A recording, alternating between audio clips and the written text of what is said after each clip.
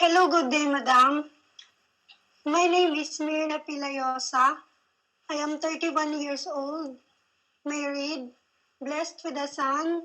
I am finishing my studies with a degree of Bachelor of Elementary Education. Before when I am still single, I work as in a private school as a teacher for 2 years. And then my next work was here in Hong Kong.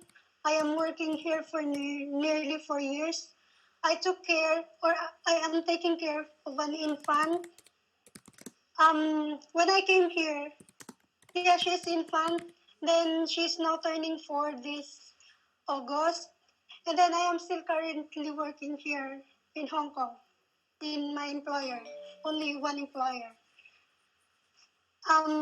By this September, I will finish my contract. That's all, madam. Thank you.